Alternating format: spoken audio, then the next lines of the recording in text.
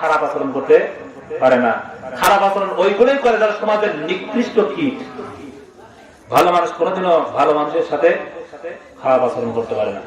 আমরা যদি প্রশ্ন করি কোরআন ও হাদিস ও ইসলাম, কোরআন হাদিস ইসলাম এগুলোই তো আমাদের মূল মন্ত্র। তুমি আমাদেরকে বলে দাও আমাদের মধ্যে ভালো মানুষ কারা?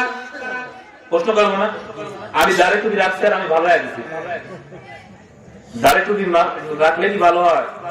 এদেশের কিছু নামদারি আলেম কোরআনগারের চাইতেও খারাপ টকশোতে বসে ইসলামের বিরুদ্ধে, সাধারণ মানুষের বিরুদ্ধে আর আমরা কোনো কথা বলি না। এখন টুপি আর দাড়ি লেবাস লাগিয়ে ধর্মের নামের ব্যবসায়ী এক শ্রেণীর লোকেরা আছে যারা ইসলামকে, আসল ইসলামকে নষ্ট করে দিচ্ছে।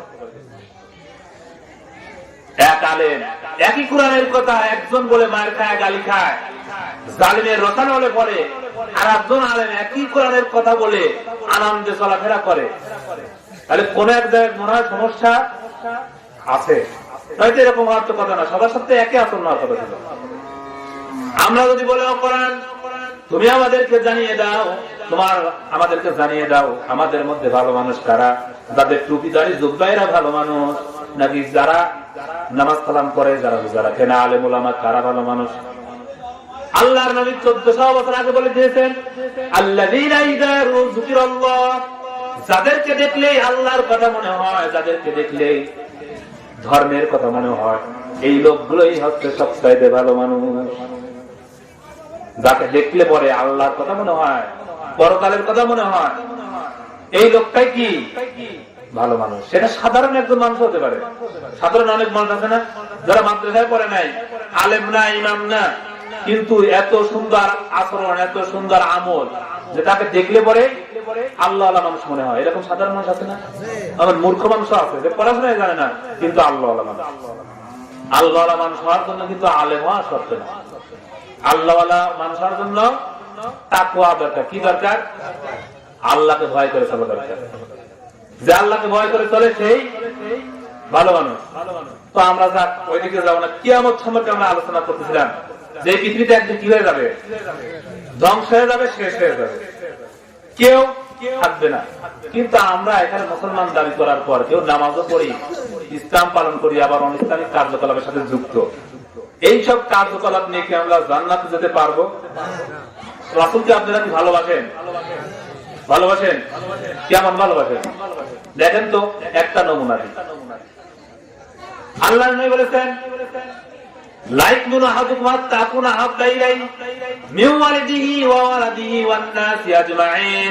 ততক্ষণ পর্যন্ত তোমরা মুমিন হতে পারবে না যতক্ষণ পর্যন্ত তোমার ছেলে, তোমার মেয়ে, তোমার স্ত্রী, তোমার পিতামাতা, তাম পৃথিবীর মানুষ, এমনকি তোমার জীবনের চাইতেও যতক্ষণ পর্যন্ত বিশ্ব নবীকে ভালো না বাসতে পারবে ততক্ষণ পর্যন্ত তোমরা ঈমানদার হতে পারবে না।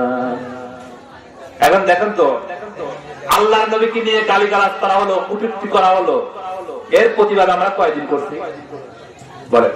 নিজেরাই প্রশ্ন করে কয়দিন এর বিরোধিতা করছি, কয়দিন এর বিরুদ্ধে লেখালেখি করছি, কয়দিন ময়দানে নামছি। একজন ব্যক্তি, পৃথিবীতে সব মানুষ পিতার পরিচয় বড় হয়, একজন মানুষ পৃথিবীতে দাদার পরিচয় বড় হয়েছে। এটা অনেক আলেম ওলামাও জানেন না। আবার আলেম ওলামাদেরকে ভুল করার জন্য প্রশ্ন করেন না, অনেক আলেম ওলামা এটা জানে না। একজন ব্যক্তি পৃথিবীতে দাদার পরিচয়ে পরিচিত, কেন তাও বলবি। পৃথিবীর সব মানুষকে বলা হয়, যেমন ওমর ইবনে খাত্তাব, উসমান ইবনে আফফান, আলী ইবনে আবি তালিব, অর্থাৎ আলী তার নাম, আবি তালিব তার পিতার নাম, উসমান তার নাম, আফফান তার পিতার নাম, মুহাম্মদ ইবনে আব্দুল্লাহ অর্থাৎ মুহাম্মদ সাল্লাল্লাহু আলাইহি ওয়াসাল্লাম তার পিতার নাম আব্দুল্লাহ। কিন্তু একজন ব্যক্তি আছে তার নামের সাথে তার পিতার নাম না দিয়ে দেওয়া হয় তার দাদার নাম। তার নামটা কি জানেন? তার নাম উবাইদা ইবনুল জাররাহ রাদিয়াল্লাহু তাআলা আনহু। কেন তার নামটা তার দাদার নামে লেখা হয় এখন এটা আমরা জানি, বলবো নাকি?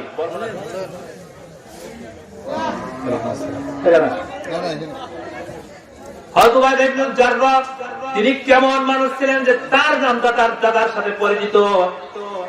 তার আব্বার নাম ছিল আব্দুল্লাহ, তার দাদার নাম জাররাহ। এই উবাইদা ইবনুল জাররাহ উহুদের ময়দানে আল্লাহর নবী যখন আহত হয়ে যাচ্ছিলেন, 8 জন সাহাবী তার চতুর্পাশে ঘিরে আছে।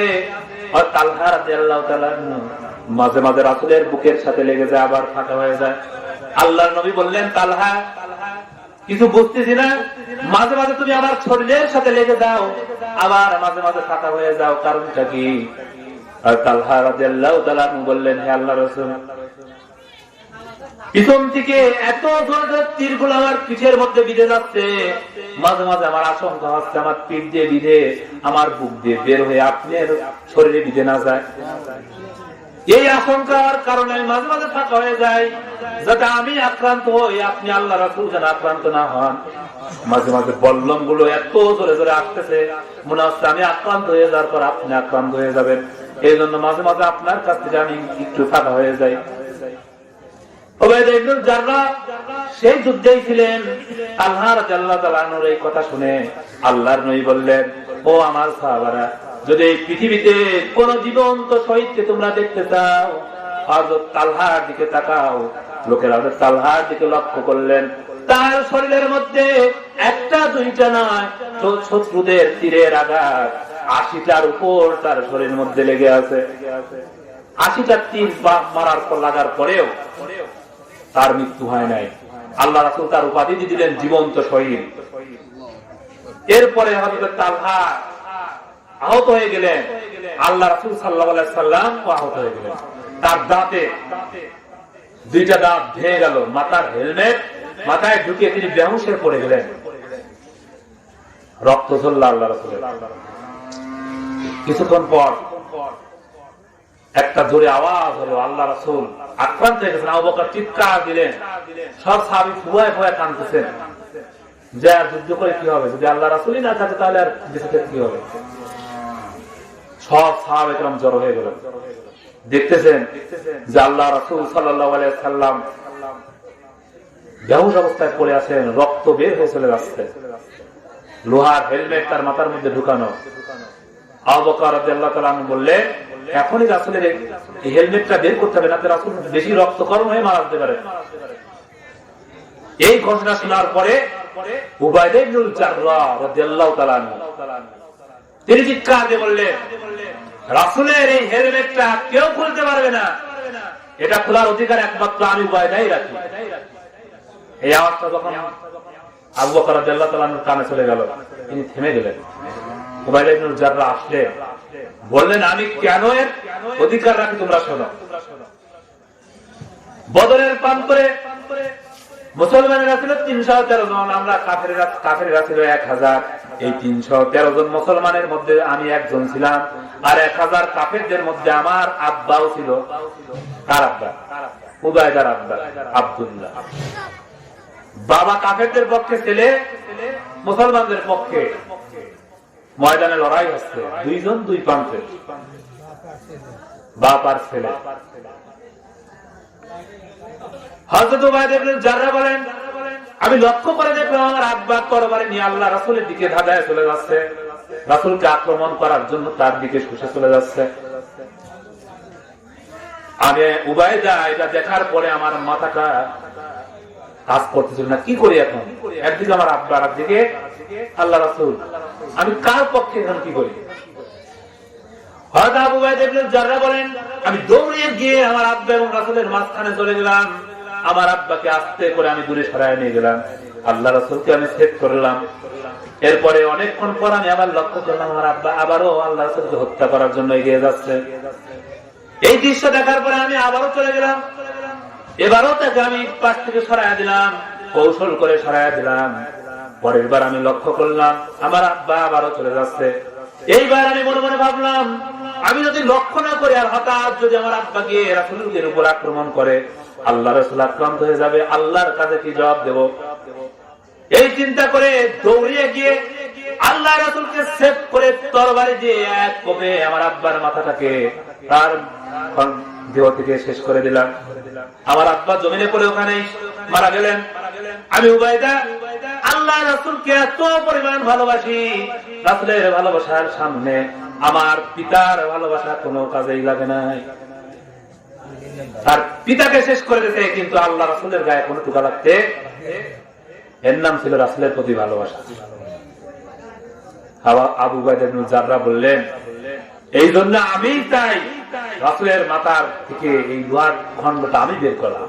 হাত দিয়ে বের করলেন না, দাঁত দিয়ে বের করতে দিলেন, উবাইদার দাঁতও ভেঙে গেল।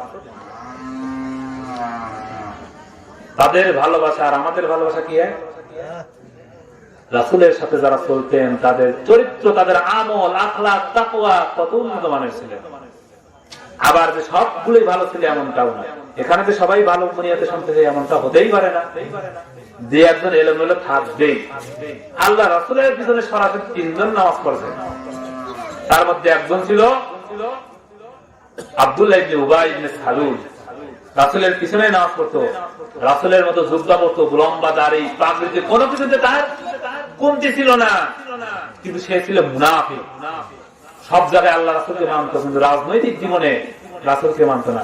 এখন এক শ্রেণীর লোক আছে, সব কথা বলবেন সমস্যা নাই, রাজনৈতিক কথা বললে তার গায়ে জ্বালা ধরে যায়। বুঝবেন এইটাই ওই মুনাফিকের উত্তর। ইসলাম পূর্ণাঙ্গ দিন, কোনো কিছু বাদ দেওয়া হয় নাই। চান কি আপনি? আপনি তো কোরআনে পড়া জানেন না, এরপর আপনি বলেন ওয়াজের ময়দানে রাজনীতি করে। আর আপনি তো কোরআন জানলে তো বুঝবেন যে এর মধ্যে কি আছে। আপনি তো পেটের ভর বানালে আপনি আউযুবিল্লাহি বিসমিল্লাহি করতে পারেন না। আর কোরআন পরে বোঝেন, দেখেন কোরআনে আল্লাহ কি দিয়েছেন। আলেমদের কথা শুনবেন কেন? আপনি নিজে পরিবারে আলেম হন, দেখেন কি আল্লাহ দিয়েছেন। নামাজ পড়ার জন্য 4টা সূরা হলেই হয়, 114টা সূরা নাযিলের কোনো কারণই ছিল না। নামাজ পড়ার জন্য যদি কোরআন আসতো, দরকার ছিল কয়টা সূরা? 4টা আর 4টা সূরা, মোট 5টা। 5টা সূরা হলে কিন্তু কি করা যায়? নামাজ পড়া যায়। কিন্তু সূরা কয়টা? 114টা। তার মানে কারণ কিছু কি আছে, কিন্তু এই কারণগুলো বলতে গেলেই সমাজের বিরুদ্ধে চলে যাবে, রাষ্ট্রের বিরুদ্ধে চলে যাবে, বিচার ব্যবস্থার বিরুদ্ধে চলে যাবে। বললে পরে রাষ্ট্র বিরোধী, না বললে আল্লাহ বিরোধী। আমরা রাষ্ট্র বিরোধী হয়ে যাব, আল্লাহ বিরোধী কোনোদিনও যে যা মনে করে করুক, সেটা তাদের ব্যাপার। কারণ রাষ্ট্র বিরোধী হলে পরে হয়তো জেলখানায় গেলাম, মায়ের খেলাম, মুক্তি পেলাম এক সময়। কিন্তু যদি আল্লাহর বিরুদ্ধে কেউ চলে যায়, আর যদি কেউ ধরা খেয়ে যায়, ওর মুক্তি পাওয়ার কোন অবস্থা আছে? আজ তো অস্ত্র সহ ধরা পড়লে পরে অস্ত্র সহই ছাড়া পাওয়া যায়, কিন্তু সেই দিন কোন টেলিফোনের কাজ হবে না, কোন বাবা, কোন নেতায় কোনো কাজ হবে না। সেদিন যার যার ব্যক্তিগত জীবনের আমলই তার সামনে এসে দাঁড়িয়ে যাবে। আমরা এখন আল্লাহর কোরআন থেকে একটু জানার চেষ্টা করি। তো কিয়ামতটা সম্পর্কে আমরা জানলাম যে সবকিছু কি হয়ে যাবে? ধ্বংস হয়ে যাবে। ধ্বংস যখন হয়ে যাবে তখন চুরমার হয়ে গেল, মানুষগুলো মাটির সাথে মিশে গেছে। এখন কই মানুষ কি আর জীবিত হওয়া সম্ভব? হ্যাঁ, কে বলতে সম্ভব না? মাটি দেওয়ার সময় কি দোয়া পড়েন? একটা দোয়া পড়েন, আসলে এটা দোয়া না, সূরা তাহার আয়াত। মিনহা খালাকনাকুম ওয়া ফিহা নুঈদুকুম ওয়া মিনহা নুখরিজুকুম তারাতান উখরা। এই মাটি থেকে তোমাদের সৃষ্টি করা হয়েছে, মাটির মধ্যেই তোমাদের কানা হবে, আবার এর থেকে তোমাদের বের করা হবে। কিন্তু আমরা অনেকে কবর কাটতে গিয়ে দেখি যে যাকে আগে দাফন করা হয়েছে পয়সা একদম মিশে গেছে, হাড্ডু ভালোভাবে পাওয়া যায় না, ও কিভাবে জীবিত হবে? আল্লাহ বলেন, যখন তোমার নাম ছিল না, কোন চিহ্ন ছিল না, পরিচয় ছিল না, তখন আমি তোমাকে অস্তিত্ব দিয়েছি। তোমার একটা নাম হয়েছে, একটা পরিচয় হয়েছে, তোমার একটা আকৃতি হয়েছে। আকৃতি ছাড়া যদি তোমাকে আকৃতি দান করতে পারি, তাহলে কিভাবে বলো আকৃতি হওয়ার পরে আবার তোমাকে পুনরায় জীবিত করতে পারবো না? আলাইসা যালিকা বিকাদিরিন আলা আইয়ুহিয়াল মাউতা। আমি শুধু তোমাদেরকে সৃষ্টি করবো এমনটাই না, তোমাদের হাত পায়ের যে রেখাগুলো আছে, এই রেখাগুলো সবই তোমাদেরকে আবার পুনরায় উঠানো হবে। ছাড় দেওয়া হবে না কাউকে, নাস্তিক হোক আস্তিক হোক, সবাইকেই উঠানো হবে। আল্লাহ তাআলা বলেন, মানুষের চোখগুলো দাঁড়িয়ে যাবে এই দৃশ্যগুলো দেখে। কিয়ামতের এত কঠিন দৃশ্য হবে, মানুষেরা বলবে, ইয়াকুলুল ইনসানু ইয়াউমাইযিন আইনাল মাফার। আজ পালাবো কোথায়? এই বিপদ থেকে আজ আমরা যাবো কোথায়? কে আমাদেরকে রক্ষা করবে, আমাদের পক্ষে কথা বলবে? আজ উকিল খুঁজে পাওয়া যাবে না, নেতা খুঁজে পাওয়া যাবে না, পীর খুঁজে পাওয়া যাবে না, বাবা মা কেউ খুঁজে পাওয়া যাবে না। লোকেরা বলবে পালাবো কোথায়? আল্লাহ বলতেছেন কাল্লা লা ওয়াজার, কোন পালানোর জায়গা নাই। জমিনটাই তো সমতল করে দেওয়া হবে, সমান করে দেওয়া হবে, উঁচু নিচু থাকবে না, কোন নদী নালা গাছপালা কিছুই থাকবে না। আল্লাহ বলতেছেন ইলা রাব্বিকা ইয়াউমাইযিনিল মুস্তাকর, সেদিন ঠাই হবে তোমার প্রতিপালকের সামনে, আল্লাহর সামনে সব দাঁড়িয়ে যাবে। ইয়াউমা ইয়াকুলুন নাসু লিরাব্বিল আলামিন, সব সেদিন তার রবের সামনে সারি সারি দাঁড়িয়ে যাবে, কেউ কথা বলার সাহস পাবে না। দেখবে সেই সমস্ত শিশুরা ছোট্টবেলায় মারা গেছে, সেই সব শিশু মানুষরা কিয়ামতে উঠে কিয়ামতের বিভীষিকা থেকে বৃদ্ধ মানুষে পরিণত হয়ে যাবে, তাদের চুলগুলো পেকে যাবে সাথে সাথে মুহূর্তের মধ্যে।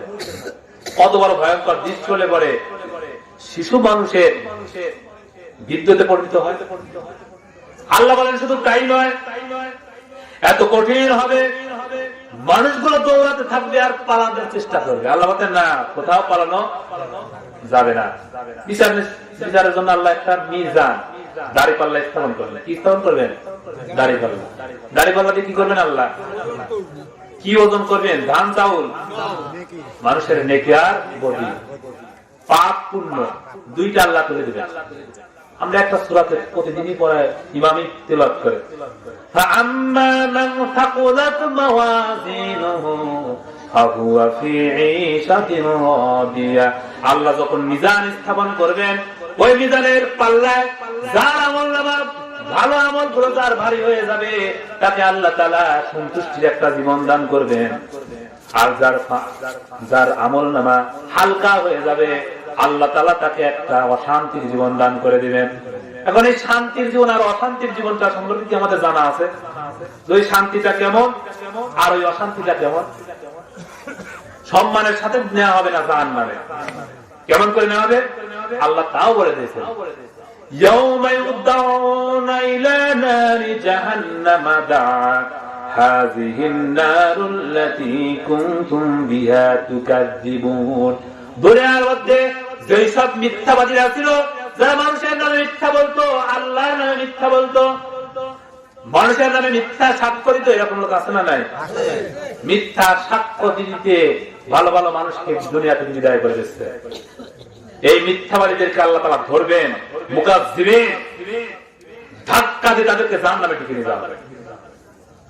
আল্লাহ ইয়াউমা ইউদাউনা, ধাক্কা মারা হবে, ইলা নারি জাহান্নাম দাআ, ধাক্কার পর ধাক্কা দিয়ে জাহান্নামের গেটের দিকে নিয়ে যাওয়া হবে।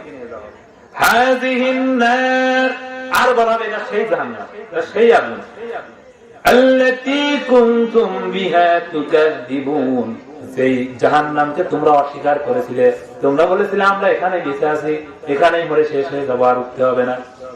ওরা বলতো কি, এই বেলা ভাই মদ খেয়ে নাও, কাল নিশীথের ভরসা কই, চাঁদনি জাগবে যুগ যুগ ধরে, আমরা তো আর রবনা সই। নগদ যাবাও হাত পেতে নাও, বাকির খাতায় শূন্য থাক, দূরের বাদ্য লাভ কি শুনে মাঝখানে যে বেজায় থাক। ওরা বোঝাতো নগদ যা পাও, এই যে নামাজ এখন পড়লে পরে কিয়ামতে পাওয়া যাবে, এটা অনেক দূরের কথা, এই কাজ করার দরকার নেই, এটা বাকি। হজ করলে আল্লাহ জান্নাত দিয়ে দিবেন, এত টাকা খরচ করার দরকার নেই, এটা বাকি। যাকাত দিলে মাল কমে যাবে, এটা বাকি। জিহাদের ময়দানে গিয়ে রক্ত দিবে, জীবন দিবে, এটা তো বাকি। নগদ যা পাও, নাস্তিকদের কথা তাই গ্রহণ করো। এই বেলা ভাই মদ খেয়ে নাও, কাল নিশীথের ভরসা কই, চাঁদনি জাগবে যুগ যুগ ধরে, আমরা তো আর নব না সই। তারা বুঝাতে চায় শয়তানি বদমাইশি যা করার তা করে নাও, মৃত্যুর সাথে সাথে সব শেষ হয়ে যাবে, আর কোনোদিনও উঠতে হবে না। এরকম নাকি? উঠতেই হবে, আল্লাহর কাছে ফিরে যেতেই। কে নেতাকে, হুজুরকে, পীর, কাউকে আল্লাহ ছাড় দেয় নাই, নবীদেরকে ছাড় দেওয়া হয়নি। যে বিশ্ব নবী, তাকেও বিদায় দিতে হয়েছে মৃত্যুর মাধ্যমে, আর আল্লাহকে আমাদের ছাড় দিবেন? সম্ভব না। আল্লাহ বলছেন শোনো, এদের যখন ঢুকানো হবে, ওয়াসিকাল্লাযীনা কাফারু ইলা জাহান্নামা যুমারা, জাহান্নামীদেরকে ধাক্কার পর ধাক্কা মারা হবে। এরপরে কি হবে? তাদের গায়ে যে পোশাকটা হবে কেমন শোনো, সারাবিলুহুম মিন কিতরান ফাতাগশা উজুহাহুম নার, তাদেরকে আলকাত্তার মতো কালো এক ধরনের জাহান্নামের পোশাক পরিয়ে দেওয়া হবে। কি পোশাক? কালো আলকাত্তার মতো কালো পোশাক পরিয়ে দেওয়া হবে। কাদের? জাহান্নামীদেরকে। আল্লাহ বলেন, আল্লাযীনা কাফারু কুতিয়াত লাহুম সিয়াবুম মিনান নার, কাফেরদের জন্য আগুনের পোশাক তৈরি করে রাখা হয়েছে। এদেরকে যখন জাহান্নামে নিয়ে যাওয়া হবে, এই আগুনের পোশাকটা তাদের গায়ে পরায় দেওয়া হবে। ওয়ালাহুম মাকামিউম মিন হাদীদ, আর লোহার হাতুড়ি দিয়ে পিটানোর জন্য আল্লাহ লোহার হাতুড়ি রেডি করে রাখছেন। লোহার হাতুড়ি দিয়ে এদেরকে পিটানো হবে। কে বলছেন? মাকামিউম মিন হাদীদ, লোহার হাতুড়ি দিয়ে এদেরকে পিটানো হবে। আজকে ক্ষমতা পাওয়ার পর কত মানুষকে কত কাজে পিটাও, কত মানুষের উপর নির্যাতন করো, মরো, এরপর দেখো ফেরেশতারা হাতুড়ি নিয়ে রেডি আছে। জালেমদের জুলুম কিভাবে, এর শাস্তি, এর স্বাদ কিভাবে পাওয়ার দরকার আল্লাহ তাআলা তা উত্তম ভাবে রেডি রাখছে। শুধু মরো, যতই যাই করো, মরতে হবেই। এরপর আল্লাহ বলেন, যখন তাদেরকে জাহান্নামে ঢুকানো হবে, তখন জাহান্নামের ভিতরে ঢুকে জাহান্নামের শাস্তি দেখে তারা চিৎকার মেরে দিবে, ইউরিদুনা আন ইখরিজু মিনান নার ওয়ামা হুম বিখারিজিনা মিনহা ওয়া লাহুম আযাবুম মুকিম। জাহান্নামীরা জাহান্নাম থেকে বের হওয়ার জন্য আল্লাহর কাছে ফরিয়াদ করবে, আল্লাহ আপনি আমাদেরকে জাহান্নাম থেকে বের করে দেন, আবার দুনিয়ায় পাঠান, এইবার যাওয়ার পরে ভালো ভালো কাজ করবা, খারাপ করবো না, আর একটা বারের জন্য বের করে দেন। আল্লাহ বলবেন, তা কখনো না, হাজারবার চেষ্টা করা হলে ওই জাহান্নাম থেকে বের করা হবে না। আল্লাহ বলেন, যখন তাদের এই ঘোষণা দেওয়া হবে আর বের করা হবে না, তখন তারা কি বলবে শোনো, ফাআম্মাল্লাযীনা শাকু ফাফিন্নার লাহুম ফিহা জাফিরুন ওয়া শাহীদ, তারা চিৎকার দিয়ে হতভাগারা তারা জাহান্নামে জ্বলতে থাকবে, তারা সব সময় চিৎকার দিয়ে থাকবে, আল্লাহ বের করে দাও, বাঁচাও বাঁচাও, কিন্তু তাদের সহযোগিতার জন্য একটা লোক আর এগিয়ে আসবে না। আসবে? এই যে নেতা, পিতা মাতা, ভাই বোন, বন্ধু স্বজন, আত্মীয় স্বজন, পীর মাথায় আসবে। অনেক মানুষের ধারণা পীরের কাছে মরে গেলে পীর নিয়ে যাবে জান্নাতে। পীরই তো জান্নাতে যেতে পারছে না, তারা আপনাকে দিবে কিভাবে? কিছু ভণ্ড প্রতারক ধর্মের লেবাস ধারণ করে এদেশে আছে না নাই? এদের মধ্যে আবার এক শ্রেণীর নামাজ পড়া লাগে না। এরা বলে মনে মনে নামাজ পড়লেই হয় যায়। মনের নামাজ নাকি বড় নামাজ? এদের ধরে বাধা দরকার, আর খাবার দেওয়া যাবে না, বলা হবে যে মনে মনেই খাও নাকি। এটা হচ্ছে শয়তানের অন্যতম চেহারা। যারা এই কথা বলে মনে হয় শয়তানের উপর ভূতে ধরে, মানুষকে জেনে ধরে, মানে এরপর শয়তান আছে, এই আছে শয়তান। যদি মনে মনে নামাজ পড়লেই নামাজ হতো, তাহলে বিশ্ব নবী রাতের পর রাত জেগে জেগে নামাজ পড়ার কোন দরকার ছিল? যার আগেও গুনাহ নাই, যারা বলে নামাজের দরকার নাই, এরা মুসলমান না শয়তান? এরা শয়তান। সামনের আলোচনা আসতেছে। এখন এই জাহান্নামীরা দেখতে পাবে উপরে জান্নাতীরা, জান্নাতীরা নিচের দিকে তাকাবে, দেখবে যে জাহান্নামীরা। তখন জাহান্নামীরা জান্নাতীদেরকে ডাকবে, জান্নাতীরা জাহান্নামীদেরকে কিছু প্রশ্ন করবে। আগে তাদেরটা বলবো, আগে বলি জান্নাতীরা আগে জাহান্নামীদেরকে কি বলবে সেটা শুনবো। জান্নাতীরা বলবে কি, ফি জান্নাতি ইয়াতাসাআলুনা আনিল মুজরিমিন মা সালাকাকুম ফি সাকার ক্বালু লাম নাকু মিনাল মুসাল্লিন। যখন জান্নাতীরা জাহান্নামের দিকে তাকাবে, এই তো আমাদের সমাজের লোক, এই লোকটা তো আমরা দেখছিলাম, পরিচিত লোক, আত্মীয় প্রতিবেশী, এই সেই নেতা, এরকম দেখবে। কি খবর, এই জাহান্নামে তুমি সাকার নামক জাহান্নামে কেন আসছো? তখন নেতা, ওইসব প্রতিবেশী, ওইসব আত্মীয়রা বলবে কি, আল্লাহ বলে দিয়েছেন,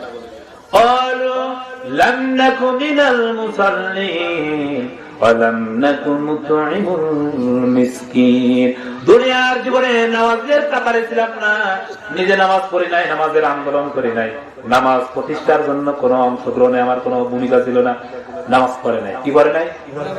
মুসল্লি ছিল না, নামাজ পড়ে নাই। এই জন্য কি তাহলে যারা নামাজ পড়তেছে না তারা কোথায় যাবে? এদের জন্য এটা চিন্তার একটা বিষয়। তাদের পীর সাহেব যা শিখায় দেয় আর আল্লাহর এই কোরআনের কথা, তারা কোনটাকে আসলে প্রাধান্য দিল, আল্লাহর কথা না পীরের কথা? ভণ্ডের কথায় প্রাধান্য দিয়ে তারা জাহান্নামের দিকে চলে যাচ্ছে। আল্লাহ বলতেছেন এবার জাহান্নামীরা, যারা জাহান্নামে আছে তারা আবার জান্নাতীদেরকে দেখবে। আসলে তুমি তো আমাদের সেই পরিচিত ব্যক্তি, আমাদের এলাকার লোক, তুমি তো গরিব মানুষ ছিলে, তুমি তো খাওয়ার বেতন ভালো, পোশাক আশাক ভালো ছিল না, তোমাকে কত ক্রিটিসাইজ করছি, তুমি জান্নাতে আসছো, তুমি তো আমাদেরই পরিচিত লোক, আল্লাহ তোমাকে কিছু দিয়েছে, কি দিয়েছেন আল্লাহ তাও বলেন। সূরা আরাফের মধ্যে আল্লাহ বলেন ওয়ানাদা আসহাবুন নারি আসহাবাল জান্নাতি আন আফিদু আলাইনা মিনাল মা আও মিম্মা রাযাকাকুমুল্লাহ। জাহান্নামীরা জান্নাতীদেরকে বলবে, ও জান্নাতীরা, তোমরা তো আমাদের আত্মীয় প্রতিবেশী, আমাদের বন্ধু, আমাদের আত্মীয়, আমাদের পরিচিত লোক, আল্লাহ তোমাদের জান্নাতে যে নাজ নিয়ামত দিয়েছেন, যে পানি খেতে দিয়েছেন, ওই পানি থেকে কিছু পানি আমাদের উপর ঢেলে দাও। আও মিম্মা রাযাকাকুমুল্লাহ, আর আল্লাহ যেই নাজ নিয়ামত, যে ফল দিয়েছেন তা আমাদের কাছে কিছু প্রেরণ করো, ঢেলে দাও। তখন তারা বলবে কি? জান্নাতীরা জাহান্নামীদের আরো শুনবে, বলবে দাও, তোমাদের তো অনেক ফলমূল আল্লাহ দিয়েছে, অনেক খাবার দিয়েছে, একটু পানি ঢেলে দাও আমাদের উপরে, আর কিছু খাবার ফেলে দাও। তারা বলবে এটা জান্নাতীরা। তখন জান্নাতীরা কি উত্তর দিবে আল্লাহ তাও বলে দিয়েছেন, ক্বালু ইন্নাল্লাহা হারামাহুমা আলাল কাফিরিন, আল্লাহ এই সমস্ত খাবার নাজ নিয়ামত তোমাদের জন্য হারাম করে দিয়েছেন, এগুলা তোমাদের দেওয়া যাবে না। কোনো আর উপায় থাকবে? কোনো উপায় থাকবে না। তখন খুঁজবে দুনিয়ার জীবনে কত মানুষকে, কত মানুষের বিরুদ্ধে কত ষড়যন্ত্র করে, ক্রিটিসাইজ করে, হুমকি দামকি দেয়, এরকম লোক আছে না নাই? একটু সমাজের নেতা মাতুব্বর বোধেই না ক্ষমতা দেখাবে কোন জায়গায়। যারা নরম মানুষ, ভালো মানুষ, ধর্মের পথে চলে, এদের কাছে গিয়ে মাতুব্বরি দেখায়। এই মাতুব্বরেরা, এদের জন্য আল্লাহ তাআলা কোরআনে কঠোর ভাষায় এদের শাস্তির কথা বলেছেন। আল্লাহ রাসূল নিজেই বলেছেন, যে ব্যক্তি কোন মুসলমানের উপর চোখ রাঙায় কথা বলে, আঙ্গুল উঁচু করে কথা বলে, সে আমার উম্মতি না। সে কি না? দেখেন কত মানুষের উপর চোখ রাঙায় কথা বলে, আঙ্গুল উঁচু করে কথা বলে, হুমকি দামকি দিয়ে কথা বলে, আছে না? বুঝবেন এই লোকটা সেই জাহান্নামী লোক। রাসূলের উম্মতের সে মধ্যে না, রাসূলের উম্মতের বাইরে। আল্লাহ তাআলা ফালাইসা মিন্না, সে আমার উম্মতি না। ও যতই দাবি করুক, টুপি পরুক, দাড়ি রাখুক, আর যুদ্ধ করুক, যাই করুক, ও কিনা? আল্লাহ তাআলা রাসূলকে দিয়েছিলেন এত উন্নত মানের চরিত্র দিয়ে, তার সাথে থেকে মুনাফিকি করছে, আর বর্তমানে মুনাফিক নাই। এই আব্দুল্লাহ ইবনে উবাই রাসূলের সাথে দাওয়াত খেত, রাসূলের সাথে নামাজ পড়তো, কিন্তু রাসূলের রাজনৈতিক জীবন মেনে নেয় নাই। ওদের জিহাদ থেকে 300 লোক নিয়ে কেটে ফেলেছিল পিছন দিকে। আল্লাহ রাসূল তার এই আচরণে এত কষ্ট পেয়েছিলেন, বাচ্চা ছেলেদের মতো ফুপায় ফুপায় সেদিন কেঁদেছিলেন। এই আব্দুল্লাহ ইবনে উবাই মুনাফিকদের দিন মারা যায়, তার ছেলে আব্দুল্লাহ ছিলেন রাসূলের বিশিষ্ট সাহাবী, ভালো উন্নত মানের সাহাবী। তিনি রাসূলের কাছে এসে বললেন, হে আল্লাহর রাসূল, আমার আব্বা ইন্তেকাল করেছেন, আমার আব্বার ইচ্ছা আপনি যেন তার জানাজাটা পড়েন। আমার আব্বার জানাজা নামাজের ইমাম হিসাবে আপনাকে আমরা চাই। আল্লাহ রাসূল বললেন, ঠিক আছে, আমি তার জানাজার জন্য যাব। তার ছেলে আব্দুল্লাহ বললেন, হে আল্লাহ রাসূল, শুধু জানাজাই না, আপনার ব্যবহৃত একটা জুব্বা আমার আব্বার জন্য দিতে হবে। এই জুব্বাটা দিয়ে আমার আব্বার জন্য কাফনের কাপড় হিসেবে ব্যবহার করতে চাই। আমার বিশ্বাস আপনার কাপড় যার গায়ে থাকবে তাকে কোনোদিনও কবরে আযাব দেওয়া হবে না। আল্লাহ রাসূল তার ব্যবহৃত একটা জুব্বা দিয়ে দিলেন। আব্দুল্লাহ নিয়ে বাড়িতে চলে গেলেন। গোসল দিয়ে দাফন কাফনের ব্যবস্থা করা হলো। আল্লাহর নবী জানাজা দিতে যাবেন, জানাজা পড়াতে যাবেন, এমন সময় হযরত ওমর রাদিয়াল্লাহু তাআলা আনহু রাসূলের জুব্বা পেরে ধরলেন আর বললেন, আল্লাহ রাসূল, আপনি কার জানাজা পড়াবেন? এ তো সেই মুনাফিক যে অসংখ্যবার আপনাকে কষ্ট দিয়েছে। ইফকের ঘটনায় আপনার বিবিদের সামনে, আপনার স্ত্রীদের নামে মিথ্যা অবাদ দিয়েছিল এই লোকটা। বর্তমানে কিছু মানুষ আছে যাদের শুধু কাজই ভালো ভালো মানুষের নামে মিথ্যা কথা ছড়ানো আছে না? নামাজি নামের আগে নামাজ পড়ে, ভালো কাজ করে, এই লোকের কালার করার জন্য কত মিথ্যা কথা মানুষের মধ্যে প্রচার করে। এরকম লোক আছে না? নাই। এটা তো মুনাফিকদের স্বভাব। হযরত বলেন, এই সেই লোক যে আপনার স্ত্রীর নামে মিথ্যা জেনার অপবাদ দিয়েছিল, এই উভয়, আপনি কি তার জানাজা পড়বেন? আপনার কি মনে নাই উহুদের জিহাদ থেকে 300 লোক নিয়ে কেটে পড়েছিল পিছন থেকে? আপনি কি সেই মানুষের জানাজাটা পড়বেন? হে আল্লাহ রাসূল, খবরদার, এই লোকটার জানাজা পড়াতে আপনি যাবেন না। আল্লাহ নবী বললেন, ওমর, আল্লাহ তাআলা এখন আমাকে নিষেধ করেন নাই, আল্লাহ আমাকে এখনো বাধা দেন নাই, এই জন্য আমি যাব। আল্লাহর নবী গেলেন, জানাজা রেডি হয়ে গেছে। রাসূল সাল্লাল্লাহু আলাইহি ওয়াসাল্লাম তার লাশটা দেখে তার মুখে তার থুতু মুবারক দিয়ে দিলেন, তার থুতুটাও দিয়ে দিলেন। আল্লাহ নবী বললেন, কেন আমি তার জানাজা পড়ব? শোনো, এই লোকটা কিছুটা হলেও আমার জন্য একটু কষ্ট স্বীকার করছিল, ভালো কাজ করেছিল। সমাজে কিছু লোক আছে না এরকম, কিছু ভালো কাজ করছে, কিছু ভালো কাজ আছে, কিন্তু গোটা জিন্দেগিটাই আসল গুলোই খারাপ। এই জন্য আল্লাহ রাসূল বললেন, তার এই জন্য একটু আমরা প্রতিদান স্বরূপ একটু তার জানাজা আমরা পড়াই। আল্লাহর নবী যখন জানাজায় দাঁড়িয়ে যাবেন, আল্লাহ তাআলা সূরা তাওবার 80 নম্বর আয়াতে বলেছেন, তখন এই আয়াতটা আল্লাহ জিবরাইলকে পাঠিয়ে দিলেন। এই সূরা তাওবার কয় নম্বর আয়াত? 80 নম্বর আয়াত। ইস্তাগফির লাহুম আও লা তাস্তাগফির লাহুম ইন তাস্তাগফির লাহুম 70 মাররা। হে নবী, এই মুনাফিকের জন্য যদি একবার না এক করে যদি 70 বার যদি আপনি ক্ষমা চান, এরপরেও আমি আপনার দোয়ার জন্য কবুল করব না। কোন নবী আপনি কি জানেন? যে নবীর হাত তোলা লাগে না, মুখ দিয়ে বলা লাগে না, শুধু মনে মনে ইচ্ছা করে না, দোয়া কবুল হয়ে যায়। আল্লাহ রাসূল যখন মক্কা থেকে মদিনায় হিজরত করলেন, তখন নামাজ পড়তেন জেরুজালেমের মসজিদে আকসার দিকে হয়ে, 16 থেকে 17 মাস ওই দিকে নামাজ পড়তেন, কাবার দিকে না, ফিলিস্তিনের মসজিদের দিকে নামাজ পড়তেন। কিন্তু আল্লাহ রাসূলের ইচ্ছা ছিল কি, কাবার দিকে মুখ করে নামাজ পড়া। একদিন জোহরের নামাজের সময় আল্লাহ তাআলা আয়াত নাযিল করে দেন, قد نرى تقلب وجهك في السماء। হে নবী, আমি লক্ষ্য করতেছি আপনি বারবার আকাশের দিকে তাকাচ্ছেন। আল্লাহ নবী চায় যে আমার কিবলাটা যেন কাবার দিকেই হয়ে যায়, কিন্তু সরাসরি মুখ দিয়ে বলে না। আল্লাহ মনের ইচ্ছা জেনে সাথে সাথে কোরআনের আয়াত নাযিল করে কিবলা পরিবর্তন করে দিয়েছিলেন। শুধু মনে ইচ্ছা চায়, তাই দোয়া করুন। হযরত আবু হুরায়রা রাদিয়াল্লাহু তাআলা আনহু ঘটনা জানেন না? দেখেন আল্লাহ রাসূলের দোয়া কিভাবে করলেন। হযরত আবু হুরায়রা রাদিয়াল্লাহু তাআলা আনহু তিনি একদিন আল্লাহ রাসূলের দরবার থেকে বাড়িতে ফিরতে অনেক রাত হয়ে গেল, দেরি হয়ে গেল। বাড়িতে ফেরার পর তার মা জিজ্ঞাসা করলেন, আবু হুরায়রা তখন কোথায় ছিল?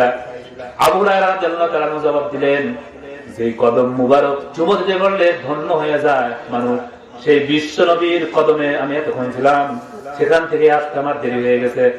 হযরত আবু হুরায়রা বলেন, আমার মা ছিল মুশরিক, আল্লাহর নবীর নাম শোনার সাথে সাথে তার গা জ্বলে উঠলো। তিনি খুব ক্ষিপ্ত হয়ে গেলেন, আমাকে মায়া শুরু করলেন। এরপরে আমি আল্লাহ রাসূলের কাছে আসলাম, কাঁদতে থাকলাম। আমার কান্না দেখে আল্লাহর নবী বললেন, আবু হুরায়রা কান্দো কেন? আবু হুরায়রা বললেন, আমার মা আমাকে মেরেছেন। হযরত আবু হুরায়রা রাদিয়াল্লাহু তাআলা বললেন, আমার মা আমাকে মেরেছেন।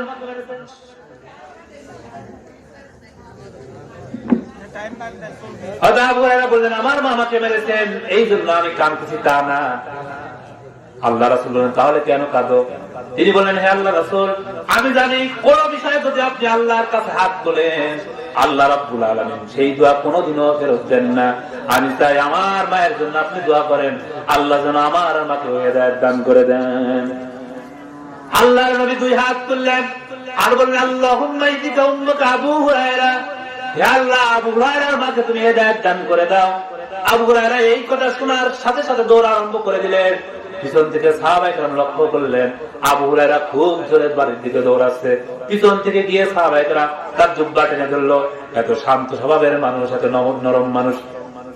এত ভদ্র সাহাবী খুব কম আছে আল্লাহ রাসূলের।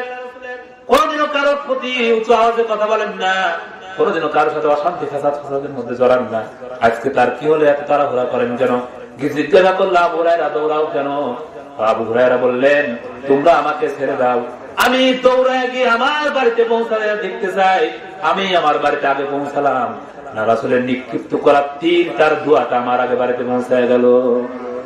আর আবু হুরায়রা বলেন, দৌড়ায় দৌড়ায় আমি যখন বাড়িতে গেলাম, যাওয়ার পরে আমি ডাক দিলাম মাকে, বলে আমি যখন ডাক দিলাম আমার মা ঘরের ভিতর থেকে আমার আওয়াজ দিল, বললো আবু হুরায়রা একটু অপেক্ষা করো, আমি আসতেছি। আবু হুরায়রা বলেন, আমার মায়ের এই কণ্ঠের মধ্যে আমি নরমিয়াত খুঁজে পেলাম। আমার মনে হলো আমার আসার আগে বিশ্ব নবীর দোয়া তার জায়গা মতো পৌঁছায় গিয়েছে। যে বিষয়ে দোয়া করেন, ইচ্ছা করেন, কবুল হয়ে যায়। আর সেই নবী দোয়া করতেছেন জানাজায় দাঁড়িয়ে, আর আল্লাহ বলছেন 70 বার দোয়া করলেও। কথা কি বুঝতেছেন? আমি ঘটনা দিতে বললাম এই জন্য, যে নবী ইচ্ছা করলে বলার সাথে সাথে দোয়া কবুল হয়ে যায়, আর সেই নবী জানাজা তারা বলতে আমি 70 বারই দোয়া করবো, আর আল্লাহ বলতে কবুল করবো না। তাহলে বিষয়টা বোঝেন। এখন কত টাটকা নিকৃষ্ট মুনাফিক মারা যায়, আমরা যা জানাজা করলে মাফ হবে? আল্লাহ বলে দিলেন, আল্লাহ রাসূল বলেন, যদি 70 বার না হয় আমি বেশি করবো, তাহলে আল্লাহ মাফ করে দেন। কারণ আল্লাহ রাসূলের দোয়ার সাথে কি আল্লাহ তাআলা আয়াতের শেষে বলে দিলেন, ফালা ইয়াগফিরুল্লাহু লাহুম। হে নবী, আমি যদি আপনাকে কিয়ামত পর্যন্ত হায়াত দেই, আর কিয়ামত পর্যন্ত যদি এর জন্য দোয়া করতেই থাকে, আমি আল্লাহ কিয়ামত পর্যন্ত এর জন্য দোয়া কবুল করবো না। তাহলে বর্তমান সমাজে দাড়ি টুপি পরা আলা মুনাফিক আছে না নাই? নামাজ পড়ার গোয়েন্দাগিরি করে, মসজিদে মুসলিমরা কি বলে, কি আলোচনা করে, মসজিদের ইমাম কি বলে, মসজিদ ইমামের প্রতি গোয়েন্দাগিরি আছে না নাই? জুমার দিন আসলে বেশি বোঝা যায়। এইসব মুনাফিকদের জানাজা পড়াই দিছে, কিন্তু ইমাম, সমাজের ইমাম, তার ইমামতি করতেই হয়, না করলেও কিছু দালাল আছে ইমামতি করার জন্য। ইমামতি করবে ঠিকই, এর জন্য অজু না করে জানাজা পড়া ঠিক, অজু করলেও তো কবুল হবে না। সুতরাং এর জন্য অজু না করে জানাজা পড়া শুধুমাত্র ইমামতি ঠিক রাখার জন্য, কারণ এর জন্য আল্লাহ নিজে নিষেধ করতেছেন, জানাজা পড়া যাবে না। তাহলে কবরের পাশে তো কি দোয়া করবো? আল্লাহ কি বলেন শোনেন, এই সূরার 84 নম্বর আয়াতে আল্লাহ তাআলা বিশ্ব মানব জাতিকে সতর্ক করে জানিয়ে দিচ্ছেন, এই আব্দুল্লাহ ইবনে উবাই চলে যাবে আর মুনাফিক শেষ হয়ে যাবে এমনটা না। কিয়ামত পর্যন্ত আব্দুল্লাহ ইবনে উবাই উত্তরসূরিরা থাকবে, মুমিনরাও থাকবে। মুমিনদেরকে যারা কষ্ট দেয়, এই উবাই উত্তরসূরিদের জানাজা পড়াও জায়েজ নাই, কবরের কাছে যাও জায়েজ নাই। কিন্তু বড় বড় কিছু হুজুরেরা তাদের নামে এমন দোয়া করে, মানে জান্নাতে একবারে দিয়েছে। এদের জন্য দোয়া করা হারাম, এদের কবরের কাছে হারাম। আল্লাহ নিজেই বলতেছেন, আল্লাহ বলতেছেন ওয়ালা তুসাল্লি, খবরদার এর জন্য নামাজ পড়বেন না, আলা হাদিম মিনহুম মাতা, তারা যখন মারা যায় তারা জানাজা নামাজ পড়া যাবে না। আবাদান ওয়ালা তাকুম আলা কবরি, খবরদার তার কবরের কাছে গিয়েও দাঁড়াবেন না, কবর জিয়ারত করবেন না। তারা চেনেন না সমাজের মধ্যে যারা মুনাফিক, ভালো ভালো মানুষকে যারা কষ্ট দেয়, মিথ্যা কথা বলে বেড়ায়, মানুষের বিরুদ্ধে ষড়যন্ত্র লেগে থাকে, এরাই তারা। নাম বলার দরকার নেই, এমনি ছিলেন সব, এরাই তারা। নিকৃষ্ট লোকদের জানাজাও করবেন না, এদের জন্য দোয়াও করবেন, এদের কবরের কাছে দাঁড়াবেন না। এটা আমাদের কথা না, কোরআনের কথা। আমি তো আয়াত বলে দিলাম, মিলাই নেন, দেখে নেন। সূরা তাওবার 84 নম্বর আয়াত আর 80 নম্বর আয়াত। সূরা তাওবার 80 আর 84 নম্বর আয়াত, এই দুইটা আয়াত ভালো করে অনুবাদ করে দেখেন, তাফসীর সহ একাই বুঝতে পারবে। তো যাক, আমার কথা বলা শেষের দিকে। তো যখন জাহান্নামী ঘটনা ঘটে গেল, আর জান্নাতীরা জাহান্নামীদের মধ্যে কথোপকথন হয়ে গেল, সবকিছু শেষ হয়ে গেল। আসলে তো অনেক ঘটনা, আমি সামারাইজ করে বলতেছি। যে কথার থেকে আমি দূর চলে আসলাম, যে ভালো লোক কারা, ভালো লোক বোঝাতে কিন্তু মুনাফিক চলে আসছে। তো ভালো লোক তারা যাদেরকে দেখলে আল্লাহর কথা, আলেমুল আমাদেরকে দেখলে কাদের কথা মনে হয় বলেন তো? কিন্তু আলেমদের যারা গালি দিচ্ছে,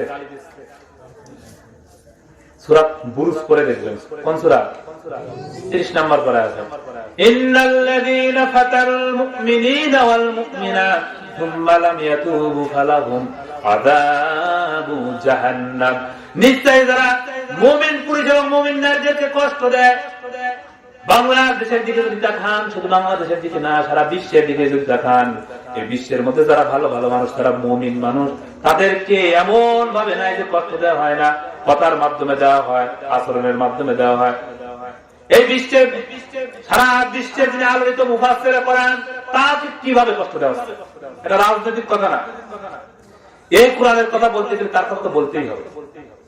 এই কোরআনের সাথে তার সম্পর্ক বলতে হবে না। যারা আওয়ামী লীগের লোক, তারা কিন্তু বক্তব্যের সময় শেখ মুজিবের কথা বলবেই। যারা বিএনপির লোক, তারা কিন্তু বক্তব্যের সময় জিয়াউর রহমানের কথা বলবেই। যারা চরমোনাইয়ের লোক, তারা কিন্তু ফজলুল করিম ইসহাকের কথা বলবেই, বলবে না? যার যার দল তা বলবে। যারা আমরা কোরআনের কথা বলি, কোরআনের যত মুফাসসির আছে শুরু থেকে আজ পর্যন্ত, আমাদেরও তো তাদের কথা বলতেই হয়। এটা কোনো রাজনৈতিক কথা না। এই লোকটা 50টা বছর সারা বিশ্বের আনাচে কানাচে কোরআনের দাওয়াত দিয়ে গেলেন, তাকে তো সারা বিশ্বের উচিত ছিল তাকে সর্বোচ্চ আসনে আসীন করা, কিন্তু তার সাথে এই জাতির লোকেরা কি আচরণ করল? এই যে গজব, আরো আগে আসার দরকার ছিল। যেই লোকটার কপালে চুমু খায় কাবার ইমাম, যার জন্য সারা বিশ্ব পাগল, যে 5 জন মানুষের জন্য খানায় কাবা ওপেন, তার অন্যতম তিনি, যাকে বলা হয় সারা বিশ্বের কোরআনের পাখি। আজকে তো যার তার নামের আগে আল্লামা, একটা বক্তা গেছে নামের সাথে আল্লামা, অমক আল্লামা, অমক হুজুর। বাংলাদেশে একজন মানুষকে মানুষ আল্লামা হিসাবে চেনেন, তিনি মাওলানা দেলোয়ার হুসাইন সাইদি। তিনি আল্লামা হিসাবে চেনেন। তার মানে আর কেউ আল্লামা হতে পারবে না এমনটা না, যার তার নামের আগে আছে আল্লামা, মুফতি, মাওলানা। এইসব ডিগ্রি নিয়ে তার মতো কেউ ধরছে দাড়ি, তার মতো দাড়ি আসছে, তার মতো চশমা পরে, তার মতো সুর, কিন্তু তার যে ইখলাস আর তার যে ইমানি জজবা আজ পর্যন্ত কোনো উত্তর ধরতে পারে নাই। মাহফিলে আসার আগেই বাজেট, এত টাকা দিতে হবে, কিন্তু তার জীবনী খুঁজে দেখেন, একটা খুঁজেও পাবেন না তিনি এরকম কোন আচরণ কোন জায়গায় করেছেন। বরং তিনি আরো দিয়েছেন এরকম হাজার নজির আছে। অথচ সেই একজন মুমিন ব্যক্তির সাথে জাতির লোকেরা যারা আচরণ করতেছে, তারা কোথায় যাবে? ইন্নাল্লাযীনা, আমার কথা না, মিলায় নেন। তাকে কি আপনারা ভালো মানুষ মনে করেন না, মুমিন মনে করেন না? তাকে যারা মিথ্যা অবাদ দিয়ে যারা এই কষ্ট দিচ্ছে, তারা কোথায় যাবে? ইন্নাল্লাযীনা ফাতানুল মুমিনিনা ওয়াল মুমিনাত, যারা মুমিন পুরুষ এবং মুমিন নারীদেরকে কষ্ট দেয়, সুম্মা লাম ইয়াতুবু, এরপরে ওই পথ থেকে ফিরে আসে নাই, তওবা করে নাই, ফালাহুম আযাবু জাহান্নাম, এই লোকটার জন্যই রয়েছে জাহান্নাম। আজকে যারা ওই পন্থায় আছেন, ওদের সাথে যারা আছেন, এখন তওবা করেন। যদি তওবা না করেন, এই আয়াত অনুযায়ী আপনিও জাহান্নামই হবে। এটা আমি বানায় বলতেছি। জালেমদের সাথে যারা থাকবে, জালেমদের যারা সহযোগিতা করবে, তারাও যাবে। মান তাসাব্বাহু বিকওমিন ফাহুয়া মিনহুম, যে যার সাথে সম্পর্ক রাখবে, আল্লাহ তাআলা তাকে তার সাথে জান্নাত দান করে দিবেন। চিন্তা করে দেখেন কার সাথে আছেন আর কার সাথে চলতেছেন, কার সাথে থাকেন আর কার সাথে চলেন। যার সাথে আপনাকে উঠানো হবে, আল্লাহ বলেছেন সূরা বনী ইসরাঈল ৭১ নম্বর আয়াত, ইয়াওমা নাদউ কুল্লা উনাসিম বিইমামিহিম, কিয়ামতের দিন প্রত্যেকটা মানুষকে তার নেতার সাথে ডাকা হবে। কার সাথে ডাকা হবে? জোরে বলেন। এখন দেখেন আপনি কোন নেতার সাথে চলেন। যে নেতা গন্তর, মানুষের উপর জুলুমকারী, অত্যাচারকারী, বেনামাজি, মদখোর, এমন নেতার সাথে যদি আল্লাহ আপনার কিয়ামতে ডাক দেয়, জান্নাত কি পাওয়া যাবে নাকি? পাওয়া যাবে। যে নেতা মিথ্যা মামলা মানুষের নামে চাপায় দেয়, যে মানুষ, যেই নেতা কোরআনের বিরুদ্ধে অ্যাকশন নেয়, কোরআনের মাহফিলে বাধা দেয়, যেই নেতা আলেমদের সামনে বেয়াদবি করে, সেই নেতার ব্যক্তি, পরিবার, সমাজ, রাষ্ট্রীয় জীবনে ইসলাম নাই, এমন নেতার সাথে উঠলে কি জান্নাত পাওয়া যাবে নাকি? কথা কি বুঝতেছেন? বাংলা কথা। তাহলে চলতে হবে কাদের সাথে? যাদের সাথে নামাজ আছে, কোরআন আছে, ইসলাম আছে, আল্লাহর জমিনে আল্লাহর আইন প্রতিষ্ঠার কাজ আছে, এমন লোকদের সাথে যদি চলেন আর মেশেন, যদি মৃত্যু পর্যন্ত থাকতে পারেন, আমার বিশ্বাস আল্লাহ ওই পর্যন্ত যদি জ্ঞান এলেম আমল যদি নাও থাকেন, আল্লাহ তাদের সাথেই জান্নাত দান করে দিবেন। তাহলে এখন সিদ্ধান্ত নেওয়ার সময়, বেনামাজির সাথে থাকবো না নামাজের সাথে থাকবো, চোরের সাথে না ভালো মানুষের সাথে, জালেমের সাথে না মাজলুমের সাথে। আজ মাজলুমদের পক্ষে লক্ষ্য এই জায়গায় বলতেন ঠিক, ময়দানে যখন কোন কাজের কথা আসে তখন আর খুঁজে পাওয়া, এই তো ইমানদার, এর নাম হয় ইমানদার। ইসলামের জন্য কায়দে খুঁজে শেষ, কিন্তু ইসলামের জন্য যদি টাকা চাওয়ার জন্য যাওয়া যায় আর খুঁজে পাওয়া যাবে না। এর নাম কি ইমান? আল্লাহ তো বলেইছেন সূরা তাওবা, ইন্নাল্লাহা ইশতারা মিনাল মুমিনিনা আনফুসাহুম ওয়া আমওয়ালাহুম বিআন্না লাহুমুল জান্নাহ। নিশ্চয় আমি খরিদ করে নিয়েছি, কিনে নিয়েছি মুমিনদের জান আর মাল। কে কিনছে? জোরে বলবেন, এই কথা বলার তুমি শেষ। কে কিনছে? আল্লাহ। কি কিনেছে? জান এবং মাল কিনছে কিন্তু আল্লাহ। কাদেরটা কিনছে? জাতটা আল্লাহ কেনেন না। আপনি দিবে চাইলেন আল্লাহ আমার জানার মাল নেন, আল্লাহ জাতটা জানার মাল। এই পৃথিবীতে কত হুজুর জান মাল দিতে চায়, আল্লাহ সবারটা নেন না, কারণ মনের মধ্যে তো তাকওয়া ঠিক হয় নাই। আল্লাহ জাতটা নিবেন না। বাজার যদি কোনো পণ্য কিনতে যান, কোনো কাঁচা বাজার করতে যান, বেছে বেছে কিন্তু ভালো জিনিস কেনেন, টাকা দিয়ে যখন কেনেন ভালো জিনিস কেনেন। আল্লাহ এত বড় বিশাল জান্নাতের বিনিময়ে আপনার জানার মাল কিনবে। আল্লাহ কি কোনো পচা জানার মাল কিনবে নাকি? সুদখোরের জানমাল কিনবে? ঘুষখোর, জুলুমবাজ, চোর। তাহলে মুমিন হতে হবে। কি হতে হবে? এখন আমাদের আজকে সিদ্ধান্ত, আমরা কি হব বলেন? আমার কিন্তু আলোচনা শেষ, এখন মুমিন হওয়া লাগবে। মুমিন হতে কি কি গুণ লাগে এখন বলবো। এখন এই গুণগুলো অর্জন করবেন, মুমিন হয়ে যাবেন, জান্নাত চলে যাবেন। আল্লাহ বলতেছেন, قد أفلح المؤمنون الذين هم في صلاتهم خاشعون। সফল কাম হয়ে গেছে মুমিনেরা যারা নামাজের ব্যাপারে বিনয়ী। কিসের ব্যাপারে? নামাজ। মুমিনদের প্রথম গুণের নাম কি? জোরে বলেন। প্রথম গুণের নাম কি? নামাজ তো সবাই পড়েন। আল্লাহ বলতেছেন মুমিনদের প্রথম গুণ হচ্ছে নামাজ। সূরা বাকারা শুরু করবেন, মুত্তাকিদের গুণাবলীর কথা বলা আছে, ওখানেও আল্লাহ নামাজের কথা বলেছেন। আল্লাযীনা ইউমিনুনা বিল গায়বি ওয়া ইউকিমুনাস সালাতা ওয়া মিম্মা রাযাকনাহুম ইউনফিকুন। যারা দৃশ্যের উপরে বিশ্বাস স্থাপন করে আর সাথে সাথে তারা নামাজ কায়েমের আন্দোলন করে। নামাজ কি করতে হবে? কায়েম করতে হবে। নামাজ পড়তে শুধু না, কায়েম মানে কি? সবাই মিলে যেটা করা হয় তার নাম কায়েম। দেখেন একটা মসজিদে একটা ইমাম নেওয়া হবে। এখন আমাদের সমাজে যারা মসজিদের ইমাম, তারা জুব্বা পরে, দাড়ি রাখে, টুপি রাখে। এখন ইন্টারভিউ নেওয়ার জন্য যদি এখন দাড়ি ছাড়া লোক আসে, তাহলে কি তাকে ইমাম নেওয়া হবে? বলে দাড়ি ছাড়া লোক আমরা ইমামতি নেই না। তার মানে দাড়ি কায়েম আছে এই সমাজে। কি আছে? যার কারণে দাড়িওয়ালা লোক ছাড়া ইমামতি করতে পারে না। ঠিক তেমনি আল্লাহ বলছেন নামাজকে কায়েম করতে হবে। নামাজ ছাড়া লোক পাওয়া যাবে, এই কাজ কি এমনি তাবলীগের মতো শুধু দুই চার দিন বললেই হবে? কিভাবে করতে হবে? ওই যে জায়গায় আইন পাস হয়,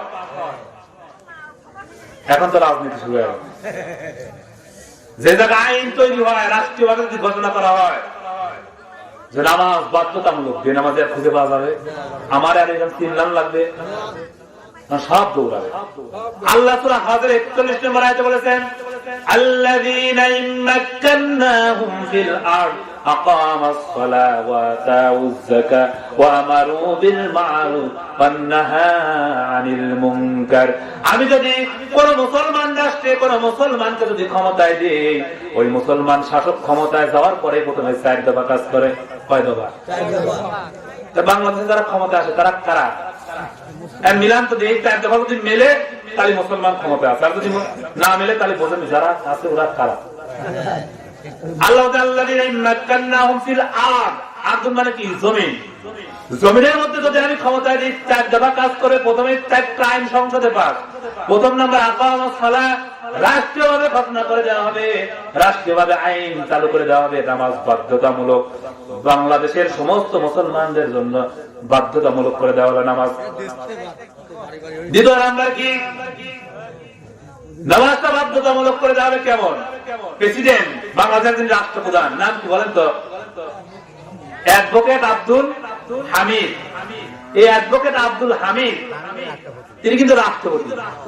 মুসলমান যখন রাষ্ট্রপ্রধান হয়ে যাবে, প্রধানমন্ত্রী হয়ে যাবে, বাংলাদেশের জাতীয় মসজিদের নাম বাইতুল মুকাররম, ওই মসজিদের জুমার দায়িত্ব, ইমামের দায়িত্ব রাষ্ট্রপ্রধান পালন করবে।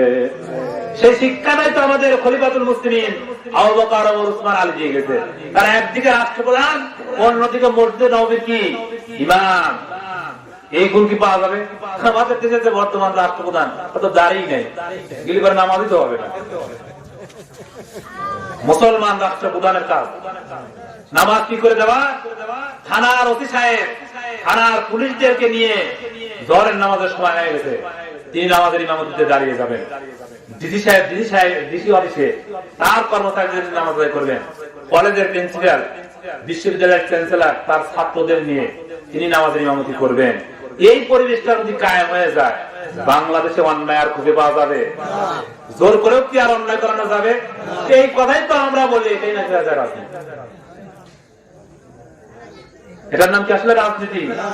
এটা কোরআনের নীতি, এটা বলতেই হবে, না বললে পরে তার বিরুদ্ধে চলে গেলাম। দুই নম্বর কি, যাকাত বোর্ড গঠন করতে হবে। রাষ্ট্রীয়ভাবে কি করা হবে? সরকার একটা বোর্ড গঠন করবে, যাকাত মন্ত্রণালয় থাকবে, মন্ত্রী থাকবে, যার কাজ হবে বাংলাদেশে যত ধনী আছে তাদের তালিকা প্রণয়ন করে তাদের টাকার নির্দিষ্ট হারে যাকাত আদায় করবে। এই টাকা যদি কালেকশন করা হয়, কয়েক বছর আগের রিপোর্ট, বাংলাদেশে যদি প্রত্যেক বছর যাকাত সঠিকভাবে কালেকশন করা হয়, কয়েক বছর আগের রিপোর্ট, তাহলে প্রত্যেক বছর 20,000 কোটি টাকা আদায় করা হবে। কত কোটি? এই 20,000 কোটি টাকা যদি জনগণের কল্যাণে খরচ করা হয়, এই দেশ অনেক উন্নত হয়ে যাবে না? যারা অভাবী আছে তাদের কি আর অভাব থাকবে? তাহলে দেশটা কিন্তু স্বাবলম্বী হয়ে যাবে, ডিজিটাল বাংলাদেশ হয়ে যাবে। তখন যেই ডিজিটাল বাংলাদেশ গড়ার জন্য বাংলাদেশ সরকার কাজ করতেছে। আজকে পদ্মা সেতু 31তম প্ল্যান বসানো হয়ে গেল, যেটা মাধ্যমে পদ্মা সেতু কিন্তু বাংলাদেশের বাইরের সহযোগিতা ছাড়াই নিজেদের টাকায় কিন্তু হয়ে গেল। তাহলে এই 50 বছর করে আমাদের শাসকরা কি করলো? এত টাকা কোথায় গেল? নিজেরাই আমরা এত বড় বড় কাজ করতে পারছি। তার মানে আল্লাহওয়ালা লোক, নামাজি লোক, কোরআনওয়ালা লোক দায়িত্বে না থাকার কারণে সব চুরি হয়ে যাচ্ছে, সব পাচার হয়ে যাচ্ছে। এই জন্য ভালো ভালো জায়গায় বসানো দরকার কাদের? আল্লাহওয়ালা লোকদেরকে। লিল্লাহে তাকবীর, লিল্লাহে তাকবীর। আজকের জালসার প্রধান মেহমান হযরত মাওলানা মুজাম্মেল হক হাবিবি সাহেব। যাক, আমি আমার বক্তব্য এখানেই শেষ করে দিচ্ছি। তো আমার শেষ কথা, যে মুমিন যদি হতে চাই, নামাজ শুধু পড়বো এমনটা না, সবাইকে নিয়ে পড়বো। এই কাজে, এই সংগ্রামে আমাদের কেউ অংশ নিতে হবে। এরপরে আরো অনেকগুলো গুণাগুণ আছে, ইনশাল্লাহ আমরা এই যে মসজিদে তো 18 তারিখে মাহফিল, আগামী 18 তারিখে মাহফিল। তো ওখানে বড় বড় আলেম আছে, প্রধান মেহমান আছেন আল্লাহ হযরত মাওলানা জহুরুল ইসলাম খান, আটঘরিয়া উপজেলার সাবেক চেয়ারম্যান, দেবত্তর দাখিল মাদ্রাসার সুগার। অনেক ভালো আলেম, অনেক সুন্দর তাফসীর করেন। এরপরে পাবনা ইসলামিয়া মাদ্রাসার আরবি প্রভাষক মাওলানা আব্দুল শাকুর, উনিও আছেন। তার আগে আমি আধা ঘন্টা সময়, তার কিছু কম বেশ সময় একটু আলোচনা করবো ঈশা পড়ে। আপনারা ইনশাল্লাহ সবাই আসবেন তো? ইনশাল্লাহ বাদ বাকি কথা এবং সমসাময়িকের উপরে ইনশাল্লাহ আমরা সেদিন আলোচনা করার চেষ্টা করব।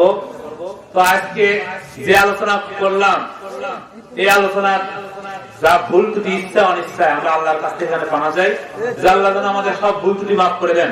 এবং আজকের থেকে আমরা তওবা করে ফিরে আসবো। জুলুমের পথ, জালিমের পথ এখানে তওবা করে ফিরে মুমিনদের দলে আমরা যেন শামিল হয়ে যেতে পারি। আল্লাহ তাআলা আমাদেরকে মুমিনদের কাতারে শামিল করুন, আমিন। ওয়া আখিরান আলহামদুলিল্লাহি রাব্বিল আলামিন। আসসালামু আলাইকুম ওয়া রাহমাতুল্লাহি ওয়া বারাকাতুহু। কেউ জানেন না এখানে বিদ্যুৎ হবে।